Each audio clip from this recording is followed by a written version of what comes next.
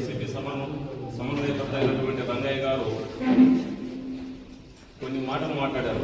దానికి సంబంధించి 3 విషయాలు ఆయనకి గ్యారెంటీగా సమాధానం చెప్తానుకున్నాం. నెంబర్ 1, కుప్పం ఏం పుణ్యం చేసింది, కళ్యాణదుర్గం ఏం పాపం చేసింది అని మాట్లాడారు. కుప్పానికి ఆ రోజు మీ ప్రభుత్వం, మీ జగన్మోహన్ రెడ్డి ముఖ్యమంత్రిగా ఉన్నప్పుడు సెట్టింగులతో గేట్లు పెట్టి తాత్కాలికంగా నీళ్లు వదిలే ప్రోగ్రాం అయిపోయిన వెంటనే క్రేన్లతో ఆ గేట్లు తరలించారే, ఆ విధంగా చేయలేదు. ఈరోజు మా ప్రభుత్వం కానీ, మా ముఖ్యమంత్రి చంద్రబాబు నాయుడు గారు కానీ, మా ఎమ్మెల్యే వారికి సంబంధించినటువంటి కన్స్ట్రక్షన్ కంపెనీ కానీ చెప్పిన వ్యవధి లోపల ఈరోజు కుప్పానికి నీళ్లు తీసుకెళ్లారు. ఎందుకంటున్నానంటే, మీరు అన్నారు గతంలో పులివెందులకు నీళ్లు తీసుకెళ్లారు చంద్రబాబు నాయుడు గారు 2014 నుంచి 19 మధ్య కాలంలో. మరి ఆ రోజు నోరు పెనకలేదే, ఎందుకు మాట్లాడలేదు? ఈ రోజు మీరు కేవలం సెట్టింగులతో నీళ్లు వదిలారు. ఆ సెట్టింగులతో నీళ్లు వదిలితే దాన్ని నిజం చేసి చూపించాడు మా ముఖ్యమంత్రి గారు కావచ్చు, ఎస్ఆర్సీ కంపెనీ కావచ్చు. గతంలో మీ ముఖ్యమంత్రి గారు మాట్లాడిన మాటలు చూడండి. మీ ముఖ్యమంత్రి గారు ఆ రోజు ఏం మాట్లాడారు ఒకసారి మీరు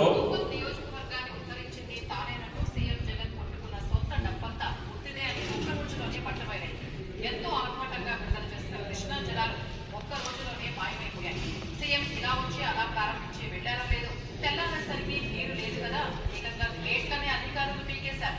ఇదేనా కుప్పాన్ని ఉద్ధరించడం అంటే? అటు రైతులు పోస్తున్నారు.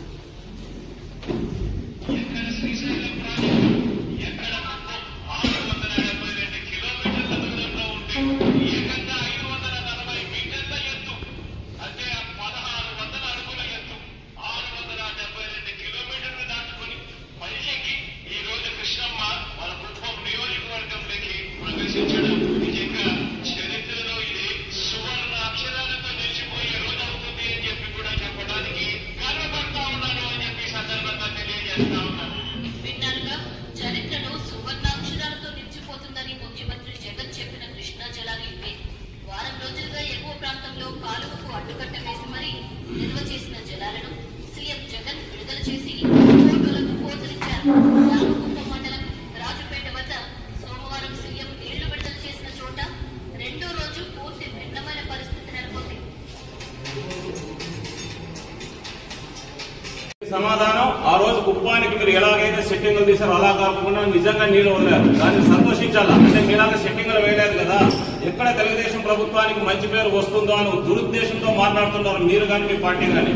నెంబర్ 2, మంత్రి మన భైరవాణి తిప్పాలి ప్రాజెక్టు పనులు ఎందుకు డిలే చేస్తున్నారు, ఎందుకు చేయడం లేదు? ఆల్రెడీ మీరు మొన్న ఉదయమే ఒక సోదరుడు ఫోన్ చేశాడు. తలారి రంగయ్య కాదు ఆయన, రేచీకటి రంగయ్య, కళ్ళుండి చూడలేని కబోదలా మాట్లాడుతున్నాడన్నా. ఎందుకంటే బ్రహ్మసముద్రం దగ్గర, బొబ్బరపల్లి దగ్గర గత నెలలో పనులు స్టార్ట్ అయ్యి చురుగ్గా జరుగుతున్నాయి.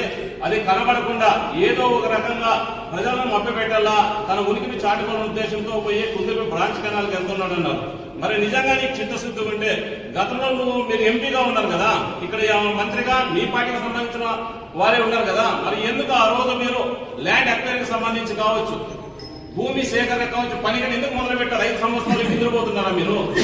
ఎందుకు చేయలేకపోయినారు? ఆ రోజు 2018లోనే అప్పటి సీఎం చంద్రబాబు నాయుడు గారు వచ్చేసి శంకుస్థాపన గాడాపురం దగ్గర చేసి జరిగినది వాస్తవం. అప్పుడు కొంతమందికి ల్యాండ్ ఎక్కడికి డబ్బులు ఇచ్చారు, అప్పుడు రైతులను ఒప్పించి కొంత పని జరిగిన వాటి వాస్తవం. మరి 2019 నుంచి 2024 వరకు మీరేం పని చేశారు? గతంలో ఇక్కడ మంత్రిగా, ఎమ్మెల్యేగా పనిచేసినటువంటి ఉషశ్రీ చరణ్ గారు మంత్రి బీడీపీకి సంబంధించి నేను సపరేట్ జీవో తీసుకొచ్చాను, ఇంకా తొందరలోనే రైతులందరూ అకౌంట్ లో డబ్బులు పడితే తొందరలోనే పనులు స్టార్ట్ అవుతాయి, నీళ్లు ఇస్తామని కమ్మదూరు నుంచి, బెంగళూరు నుంచి కమ్మదూరు నుంచి ఒక ర్యాలీగా వచ్చారే. ఆ రోజు ఏమి మాట పడిపోయిందా? ఆ రోజు మాట్లాడడానికి ఎందుకు ఇవన్నీ చేశారు? ఆ రోజు హంగు ఆర్పాటంతో చాలా తొందరలోనే పని పూర్తవుతుందన్నారే, మరి ఎందుకు చేయలేకపోయినారు? 2023లో రైతు సదస్సు అనేసి ఒకటి, రైతు దినోత్సవం సందర్భంగా ఇదే కళ్యాణదుర్గానికి మోడల్ స్కూల్ ముందర మీ ముఖ్యమంత్రి, అప్పటి ముఖ్యమంత్రి జగన్మోహన్ రెడ్డి గారు వచ్చారు. వచ్చి బీటీపీ గురించి ఏం మాట్లాడారు వినండి.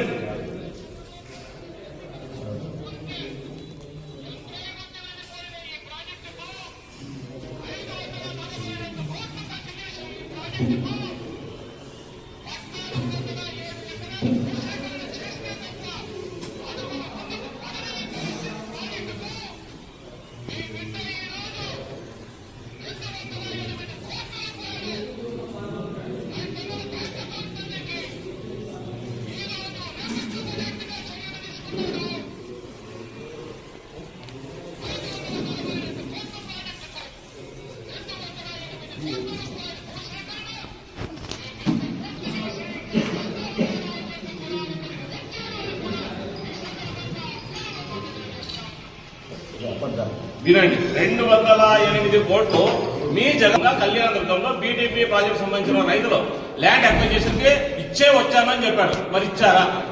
మళ్ళీ 208 కోట్లు ఇవ్వకుండా ఈ రోజు వచ్చి గత 7 సంవత్సరాలుగా ఇదే కాంట్రాక్టరు ఇదే ఎమ్మెల్యే అని మాట్లాడుతున్నావే ఇతాలిగా. మరి నువ్వేం చేస్తున్నావు? నిద్రపోతున్నావా? నంబర్ 2, ఆయన ఏదైతే తలారి రంగయ్య గారు మాట్లాడుతున్నారో నిజంగా మీరు నిజాయితీగా చిత్తశుద్ధి ఉండి కళ్యాణదుర్గం ప్రజల పట్ల నిజంగా అంకిత భావంతో ఉంటే మేము అడిగే ప్రశ్నకు సమాధానం చెప్పండి. గతంలో మీ ప్రభుత్వం వైసీపీ అధికారంలోకి వచ్చిన తర్వాత జగన్ ముఖ్యమంత్రి అయిన తర్వాత రివర్స్ టెండరింగ్ అని చెప్పేసి పోలవరం ప్రాజెక్టు లాంటి వాటిని మీరు రివర్స్ టెండరింగ్ అని టెండర్ లో ఎవరైతే గుత్తేదారులు ఉన్నారో వాళ్ళందరినీ క్యాన్సిల్ చేసి మీకు అనుకూలంగా ఉన్న వాళ్ళందరికీ ఇచ్చారు కదా. మన రోజు బీటీపీ నిజంగా మీరు పూర్తి చేయాలా, ఇక్కడ 114 చెరువులకు నీళ్లు ఇవ్వాలనే సదుద్దేశం మీకే కనుక ఉండింటే మరి మీరెందుకు ఆ రోజు కాంట్రాక్ట్ ఐఏఎస్ఆర్సీ సంబంధించిన కాంట్రాక్ట్ ఎందుకు రద్దు చేయకూడదు?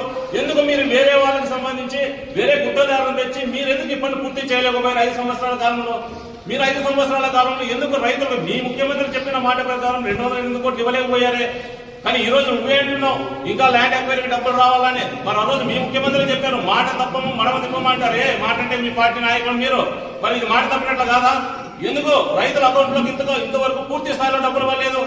మీరు రాష్ట్రాన్ని సర్వనాశనం చేసిన తర్వాత చంద్రబాబు నాయుడు గారు కూటమి ప్రభుత్వం అధికారంలోకి వచ్చిన తర్వాత రాష్ట్రాన్ని గాడిన పెడుతున్నారు. దానిలో భాగంగా నిధులు సమకూర్చి విడుదల వారిగా ఒక్కొక్కటి కొంచెం ఇస్తున్నారు కాబట్టి ఆలస్యం అవుతుంది. మీరు రాష్ట్రాన్ని సర్వనాశనం చేశారు కాబట్టి ఈ రోజు ఆంధ్రప్రదేశ్ లో ఇటువంటి ప్రాజెక్టులు స్లోగా నడుస్తున్నాయి. కానీ ఖచ్చితంగా పూర్తి స్థాయిలో కంప్లీట్ చేస్తాం. ఈ విషయాన్ని మీరు గుర్తెరగాల. మాట అంటే ఏదో ఇదాలుగా మాట్లాడతారు. ఉన్నత రైతు కుటుంబంలో పెద్ద భూస్వామి కుటుంబంలో జన్మించాడు. అయినా కానీ ఆయన అంచెలంచెలుగా ఎదిగి కష్టపడి ఒక స్థాయిలో ఉన్నాడు. అయినా కానీ మీలాగా దాచుకో అన్న రీతిలో సురేంద్రబాబు గారు లేరు ఇక్కడ. గతంలో మీ 5 సంవత్సరాల కాలంలో కళ్యాణదుర్గం ప్రాంతంలో ఏం జరిగిందో మీ నోరు పడిపోయిందా? ఎందుకు మీరు మాట్లాడలేకపోతున్నారు? గతంలో ఈ కళ్యాణదుర్గం ప్రాంతంలో 5 సంవత్సరాల కాలంలో ఏం అభివృద్ధి జరిగింది?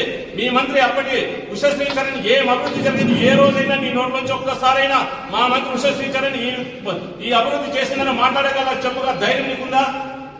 ఈ రోజు వరకు వచ్చి 14-16 నెలలైతే ఇక్కడ సమన్వయకర్తగా వచ్చి ఏ రోజైనా మా ఉషశ్రీచరణ్ గతంలో ఈ పని చేసిందని? ఎందుకంటే మీరంతా కూడబడుకున్న దొంగలు కాబట్టి మీరు చేసిన తప్పులని కప్పుపుచ్చుకొని ఎవరైతే బాగా పనిచేస్తున్నారో వాళ్ళు ఏదో విధంగా అభివృద్ధిని అడ్డుకోవాలనే దురుద్దేశంతో మీరు లేనిపోని వాటిని మాట్లాడుతున్నారు. దయచేసి ఇది మానుకొని మీరు ఎన్ని వేషాలు వేసినా కళ్యాణదుర్గం ప్రాంతంలోని ప్రజలు మిమ్మల్ని విశ్వసించే పరిస్థితుల్లో లేరు. ఇంకొకసారి ఎప్పుడైనా మీరు కనుక ఇదే కొంచెగాడు ఇదే ఆదర్భ శ్రీమంతుడు అంటే అవును ఆదర్భ శ్రీమంతుడు కాబట్టి ఎవరైనా కష్టం అన్ని మా దగ్గరకు వస్తే మా ఎమ్మెల్యే గారి దగ్గరకు వస్తే తన చేతులంత సహాయం చేస్తున్నారు. గతంలో మీరు ఎప్పుడైనా చేశారా? మీరు కానీ అప్పుడు మీ మంత్రి కానీ మొన్న పోయిన సంవత్సరం వరదలు వచ్చి విజయవాడ అంతా మునిగిపోతే దాదాపు 50 లక్షల రూపాయలు ఆయన ఇచ్చారు. జగన్మోహన్ రెడ్డి 100 ప్రాంతాలు పోయి పరామర్శించే ₹1 కోటి అనౌన్స్ చేశాడు. ₹1 ఇచ్చారా? ₹1 ఖర్చు పెట్టారా? ఇది కేవలం మాటలకే పరిమితమవుతారు. కానీ మా ఎమ్మెల్యే గారు ఏదైతే చెప్పాడో అది ఖచ్చితంగా అమలు చేసి పేదవాళ్ళు ఎవరున్నా చివరికి ఇంకొక మాట ఏమంటే సందర్భంలో చెప్పకూడదు, మీ పార్టీకి సంబంధించిన వ్యక్తులు కూడా కష్టాల్లో ఉన్న హాస్పిటల్లో ఉన్నామంటే మా ఎమ్మెల్యే గారు సహాయం చేసిన గొప్ప మనసున్న వ్యక్తిని ఈ సందర్భంగా తెలియజేస్తున్నాను. కాబట్టి ఇంకోసారి ఇటువంటి చౌకబారు మాటలు మాట్లాడకుండా చేతనైతే అభివృద్ధికి సహకరించు, చేత కాకపోతే పోయి నీటిలో పనుకోగానే ఇట్లా అవన్నీ మాట్లాడొద్దనేసి ఈ సందర్భంగా హెచ్చరిస్తున్నారు అన్నయ్య గారు. ఇంకొకసారి ఈ విధంగా కనుక నువ్వు కంటిన్యూగా మాట్లాడగలిగితే దాని తగ్గ సమాధానం చెప్పేదానికి మా వరకు అవసరం లేదు. మా కార్యకర్తలు గ్రామాల్లో ఉన్న సైనికులే ఛాలెంజ్ చేసే సందర్భంగా మీకు తెలియజేస్తున్నారు.